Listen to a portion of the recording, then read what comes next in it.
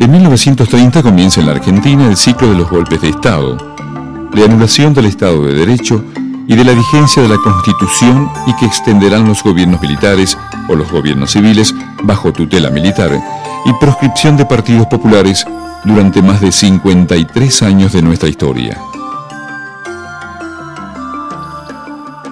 En Argentina, la crisis económica mundial de 1930 se hizo presente en el gobierno radical de Hipólito Yrigoyen, que había sido elegido por segunda vez en 1928.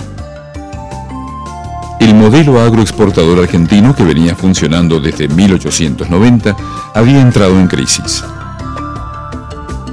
La gran compradora de productos argentinos y la gran proveedora de capitales de inversión directa había llegado a su punto final. El descontento con el gobierno de Yrigoyen se hacía manifiesto, y desde los diarios de circulación importante como La Nación, La Prensa, Crítica, se bombardeaba al gobierno con acusaciones de corrupciones imaginadas o supuestas y de incapacidad política y de gestión.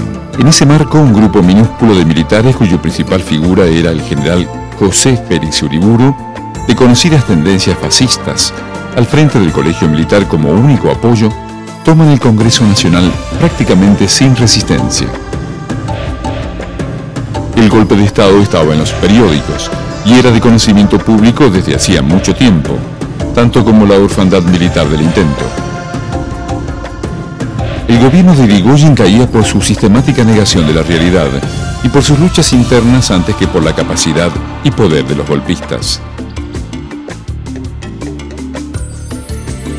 En el golpe de Estado de 1930 encontramos ya todos los elementos que se repetirán en todos los demás golpes de Estado que se van a suceder en la Argentina. Se usurpa el poder popular y se impone una dictadura militar. El grupo golpista impone un presidente. Se anula la vigencia de la Constitución Nacional y en particular los derechos individuales, ciudadanos y sociales, llamados derechos humanos en general, al igual que la anulación y paralización de los partidos políticos y la eliminación del sistema parlamentario y dominio directo del sistema judicial por parte del poder usurpador. El 10 de septiembre de 1930, la Suprema Corte de la Nación emite una acordada legalizando el gobierno de facto que sentó la jurisprudencia sobre la que se sustentaron todos los otros gobiernos usurpadores. Apoyo al hecho de una gran parte de la clase media y alta al episodio golpista y al nuevo gobierno de facto, y actitud especulativa y oportunista de la mayoría de los partidos políticos. Proscripción de partidos populares, encarcelamiento de líderes de la oposición y eliminación física y torturas a dirigentes sociales, gremiales, sindicales o a quienes se opusieran activamente al golpe. Golpe dentro del golpe. Luchas internas dentro del poder de facto entre grupos nacionalistas y liberales. En este gobierno se enfrentan los fascistas de Uriburu, que pretenden instaurar un sistema corporativo similar al de Italia, y los liberales del general Justo, que pretenden elecciones con exclusión del partido mayoritario. Triunfa Justo. Corrupción generalizada por utilización de los bienes del Estado y la nación sin control y arbitrariamente. El primer decreto del gobierno de facto del 30 fue el que permitió que las deudas contraídas por militares fueran pagadas por fondos del Estado. El 5 de abril de 1931, el ministro del Interior, confiado en las muestras de adhesión al gobierno, convocó elecciones en la provincia de Buenos Aires con participación radical. La derrota del gobierno fue catastrófica y llevó a la renuncia de todo el gabinete y a la anulación de las elecciones. Final del gobierno por crisis económica generada, luchas internas y el retiro de los apoyos civiles que concitó, en particular la clase media. Se convoca elecciones condicionadas y con proscripciones. El gobierno de Uriburu se ve obligado a llamar a elecciones para el 8 de noviembre de 1931 con proscripción del Partido Radical y prohibición de proponer como candidatos a personas que hubieran actuado o fueran adictas al gobierno depuesto. Los grupos militares constitucionalistas y profesionalistas de las Fuerzas Armadas fueron bloqueados y sus carreras dificultadas y entorpecidas sistemáticamente. Todos estos elementos se repetirán en cada golpe, cada vez en forma más aguda y más brutal. Los golpes de Estado triunfantes e intentos de golpes se empezarán a acelerar en el tiempo y la duración de los gobiernos militares en el poder aumentando. El gobierno de facto del 30 detentó el poder 1 año y 5 meses antes de entregar el poder al general Justo, candidato militar en elecciones fraudulentas con proscripciones y detenidos políticos. El 4 de junio de 1943 comienza el segundo golpe de Estado triunfante. Encabezado por el general Rawson, renuncia a favor del general Ramírez, destituido por el general Farrell. En el lapso de 3 años que dura el periodo de facto, se intentan 3 golpes militares. El 24 de septiembre de 1945, intento de sublevación del general Arturo Rawson. Fracasa y se reimplanta el estado de sitio en todo el país. 9 de octubre de 1945, estado de sublevación militar en Campo de Mayo y exigencia al presidente Farrell de que se exija la renuncia de Perón a todos sus cargos y se le dé la baja como oficial.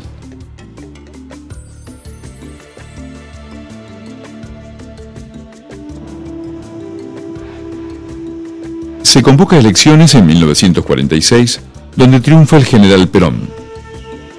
Perón completa su primer mandato y es reelegido con el 62% de los votos para un segundo mandato en 1952.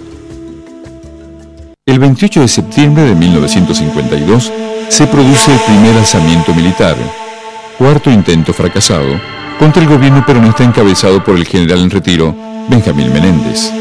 A la par se preparaba el quinto intento fracasado, encabezado por el general Lonardi. En ambos ya participaban todos los militares que a partir del 55 serán los protagonistas de todos los golpes militares hasta 1983. El 15 de abril de 1953, en un acto peronista, estallan 2 bombas en Plaza de Mayo y hay 6 muertos y centenares de heridos. Se supone de autoría de partidos de la oposición. Grupos enardecidos atacan la sede de los partidos Radical Socialista Jockey Club y otras sedes partidarias. El 16 de junio de 1955 se subleva la Marina y aviones del arma bombardean la Plaza de Mayo intentando matar al presidente que suponen en la Casa de Gobierno. Se contabiliza más de 1 millar de civiles muertos y heridos. La reacción popular es instantánea y se queman iglesias por el apoyo de esa institución a los golpistas. Este es el 6º intento de golpe fracasado. 16, 17 y 18 de septiembre de 1955. Después de varios enfrentamientos armados, cae el gobierno de Perón. El general Lonardi asume el mando como presidente el 23 de septiembre. Son dados de baja 44 generales peronistas y cientos de oficiales. Comienza el golpe dentro del golpe. El 13 de noviembre el general Lonardi se ve obligado a renunciar y es reemplazado por el general Aramburu, quien encabeza el ala más antiperonista y ultraliberal. Comienza la caza de peronistas y aliados. Se interviene la CGT, se anula la Constitución de 1949 y se reimplanta la Constitución de 1853 por medio de una proclama. Se ingresa al Fondo Monetario Internacional. A partir de este golpe, las acciones armadas por individuos aislados y organizaciones civiles no estatales, sabotajes, atentados, terrorismo, guerrilla, se irán transformando en contraparte permanente del mapa político nacional. Comienzan los sabotajes contra el gobierno de facto. 9 de junio de 1956. Una sublevación contra el gobierno encabezada por el general Juan José Valle fracasa y sus jefes y seguidores militares y civiles fusilados. En total, 27 personas.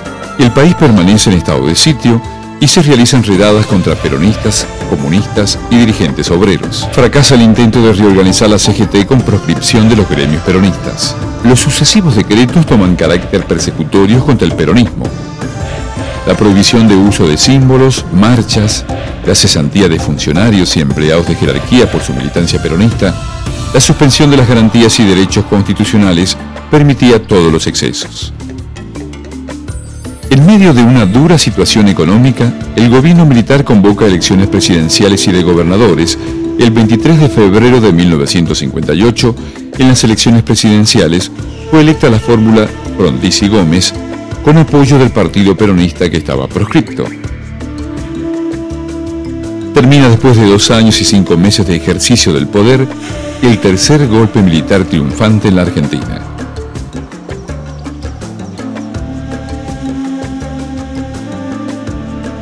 El gobierno de Frondizi es tutelado y presionado permanentemente